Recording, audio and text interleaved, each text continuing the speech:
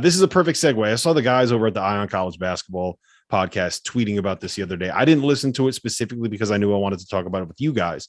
But is this North Carolina team, the one that has Armando Bacot and RJ Davis and Caleb Love and Leaky Black and now Pete Nance, is this the most nationally recognizable college basketball team since Florida brought back Joakim Noah, Corey Brewer, Al Horford, and all those guys the year after they won the national title? Fant, I'm going to you first.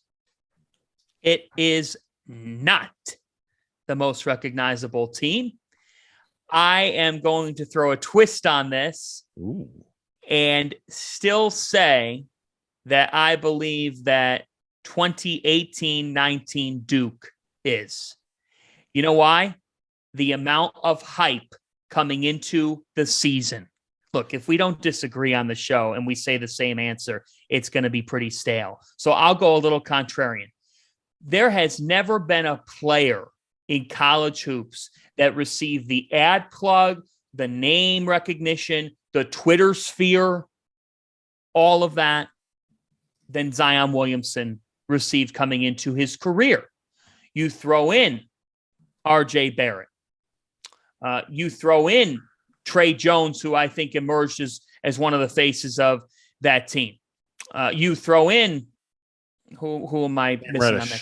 What's Cam that? Reddish. Cam Reddish on that team. The faces of that Duke team coming into the season. And then as the season picked up, I know that we're talking preseason, but they just were so synonymous with what we were following in the sport. Duke, Duke, Duke. They led everything. And they led everything from the moment that Zion committed. The build up to him just made them a last dance type of team in terms of how we followed them game after game after game, because that's how people were following them, not only in the college game, but in the casual sports world and in the NBA draft world. So I'll go a little bit contrarian and say, yeah, I like my recognizable faces as much as the next guy, but I'll still say the power of Zion should not be ignored in this argument, because he received a hype that we've never seen, because in the social media age, his name recognition and his first name to begin with made him such a rich talking point going into the year that we were so ready to see him in a Duke uniform. And Mike Krzyzewski on the sidelines certainly doesn't hurt the situation. Coach K only adds to it. And that's why I side with a Duke team, because Duke is always king of conversation. What was the Kentucky team with the Harrison twins that made it all the way? Julius Randle, 2014. They were supposed to be 40-0. Then they didn't end up going 40-0. Yeah, that one has to be up there too. I just remember that Florida team that they won the national championship and everybody came back. I remember the hype around that, mostly because Florida was recruiting me while all that was going on.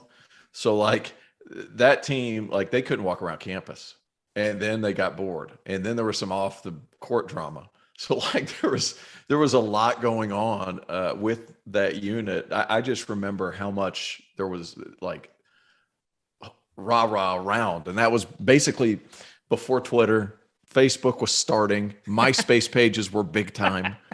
And it was like, it was starting, the online carousel was beginning to get speed. So that Florida team, man, you want to talk about a team that fit together, but that's not what we're talking about. But like with Joakim Noah being loud and talking to reporters the way he was, like that was a different level of like superstardom at the college level. So I do believe that if Twitter had existed in the way that it exists now, and if YouTube was the thing the way that YouTube is right now, and if Instagram and TikTok and all these things existed the way that they exist now back in 2007, then Joakim Noah would have been as big of a presence as Zion Williamson was, not for the dunks and everything, but because he was just such a character and so ridiculous and so intense and so beloved, because he embodied the way that everybody wants a college basketball player to play. Like he played like he was laying it all on the line for the team, the name that was on the front of his jersey, right? He was emotional and pounding his chest and screaming, and he had the long hair.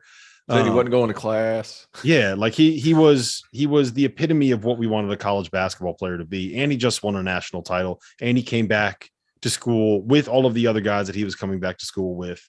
But I gotta say, like, I'm so mad right now because I Fanta made me agree with him. I can't even disagree with it, man. I can't even argue the fact. Well, it's got to be the Zion team, man. It's got to be the Zion team. That was a spectacle. It was unlike anything that we've seen. And like my brother is a huge college football guy, huge football fan. You guys know these. You've got the buddy who's all in on football, and you sometimes will say, "Man, like in November, you're like." Great college hoops games coming on tonight. And your buddy, you know this guy. We all have this guy in our lives. Your buddy texts you back and goes, yeah, nice game. But, it's not March. It's not even January yet. I'm locked into my big football game here this weekend. I live in Clemson. I want to take my phone and freaking throw it when somebody says that back to me because I'm like, come on, man. Share my excitement. I know no one really can. But the point is, we all have that guy.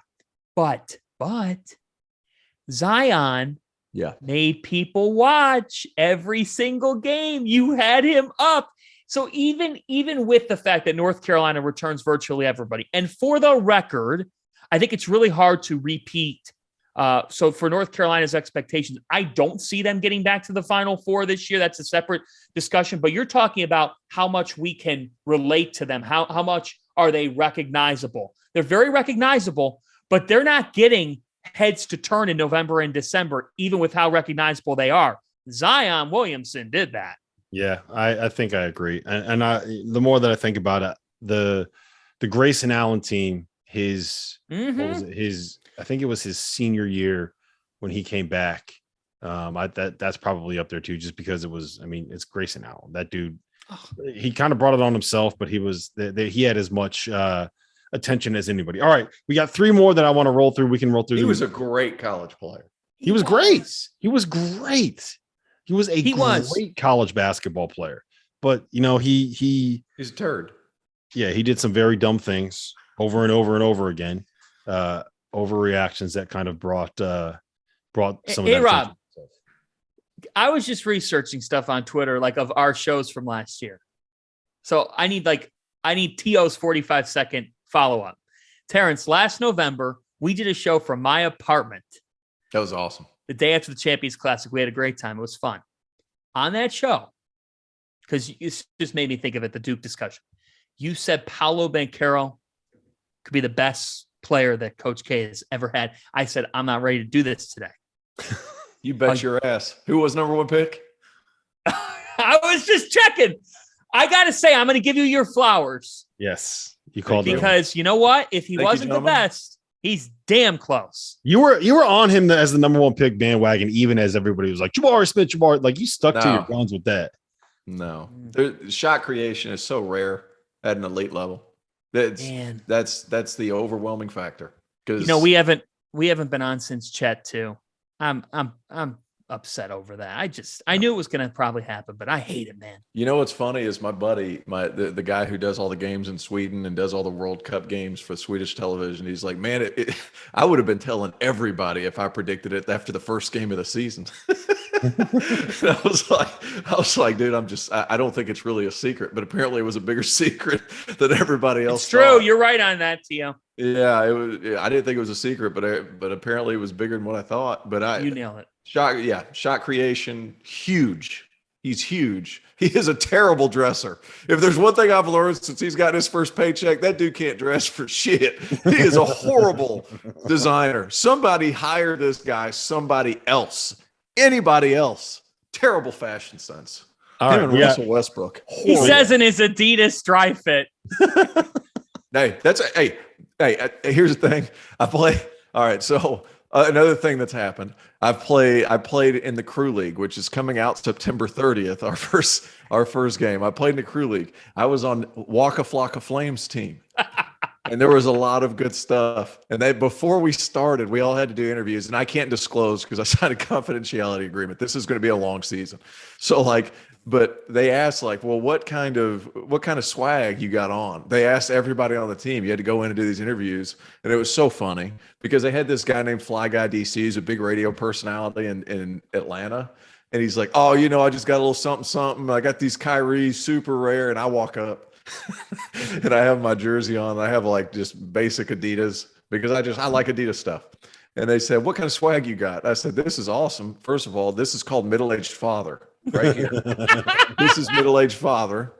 And I'm excited to be here. I think it's going to be great." They ate that up because right after me, who was it that walked in? It was G Herbo walked in right after me to do his interview. Waka Flocka came in right after him. And then they had 21 Savage. He played. All these guys played, and here I was. So there's a lot of good stories that came out of that. I cannot wait. I need to get that clip of you just being like, "This right here is called Middle-Aged Father." Middle-Aged Father. This is called Father of Two. It was so fun. Like, these guys are dressed to the nines. Like, you could tell guys, they just came back from the store to go get their shoes to look like great.